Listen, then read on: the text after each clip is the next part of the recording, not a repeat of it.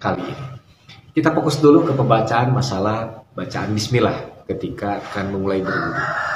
Dalil atau argumen dianjurkannya kita membaca basmalah ketika akan mulai berwudu ini merujuk kepada hadis yang datangnya dari Abu Hurairah radhiyallahu an yang derajat hadisnya secara sanad dhaif yang diriwayatkan oleh Imam Ahmad, Abu Dawud dan Ibnu Majah.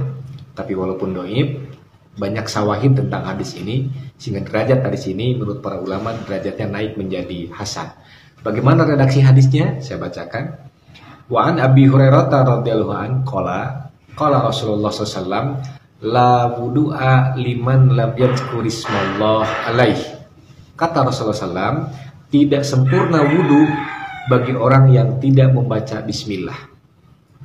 Sekali lagi, hadis ini diriwayatkan oleh Imam Ahmad, Abu Daud dan Ibnu Majah dengan derajat sanad yang dhaif, tetapi walaupun dhaif banyak sawahid dalam hal ini sehingga derajat hadis ini naik menjadi hasan.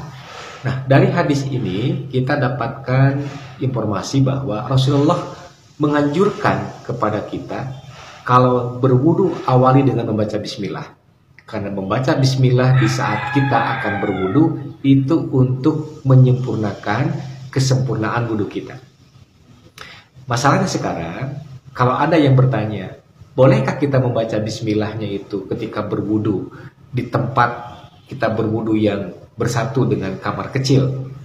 Nah, para ulama dalam ini mengatakan perkara yang sangat tidak baik dilakukan di kamar kecil yaitu membaca atau menyebutkan asma Allah. Dengan alasan ini maka para ulama tadi menyimpulkan kalau seandainya tempat wudhu kita itu bersatu dengan kamar kecil, tempat buang air kecil atau apalagi tempat buang air besar, maka sangat dianjurkan katanya membaca bismillahnya dalam hati. Atau menurut pendapat yang lain membaca bismillahnya itu ketika kita akan masuk ke kamar kecil untuk berwudhu tadi.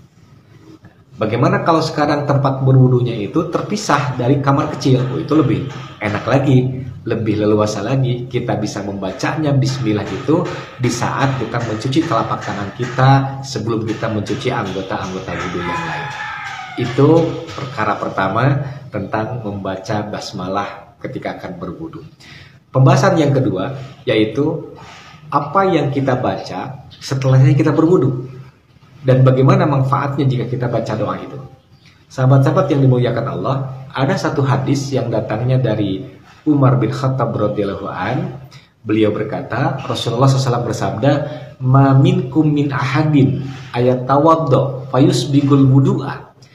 Kata Rasulullah SAW, barang siapa di antara kalian yang berwudu dan bersungguh-sungguh dalam berwudunya, summa yaqulu, kemudian orang itu mengucapkan, Asyhadu alla ilaha illallah wahdahu la syarikalah wa asyhadu anna Muhammadan abduhu wa rasuluh futihat lahu abwabul jannah samaniyah yadkhulu min ayyiha sya'a. Rawahu Imam Muslim. Nah, sahabat, kata Umar bin Khattab, Rasulullah bersabda, barang siapa di antara kalian yang berwudu dengan sempurna kemudian membaca Asyhadu alla ilaha illallah wahdahu la syarikalah wa asyhadu anna Muhammadan abduhu wa rasuluh, membaca kalimat itu, maka apa kata Rasulullah? Futihat lahu abwabul jannah samaniyah, akan dibukakan baginya 8 pintu surga. Yadkhulu min ayyiha sya'a, dan dia nanti bisa masuk lewat pintu yang mana saja. Inilah bacaan yang sangat dianjurkan, yang disunnahkan oleh Rasulullah SAW ketika kita selesai berwudu. Dan keutamaan membaca dzikir tadi, membaca doa tadi sangat luar biasa. Wudunya sempurna, tutup dengan bacaan dzikir tadi, Rasul mengatakan akan dibukakan baginya 8 pintu surga dan dia nanti diperkenankan lewat pintu yang mana saja. Inilah sahabat yang dimuliakan Allah. Dan hampir sama kembali. Kalau seandainya kita berwudunya di tempat yang bersatu dengan kamar kecil, maka baca ini di luar tempat berwudu itu. Tapi kalau kita membacanya, kita berwudunya di tempat yang memang khusus untuk wudu, silahkan selesai wudu langsung di tempat itu juga kita membacanya. Permasalahannya berikutnya, apakah dengan mengangkat tangan atau tidak?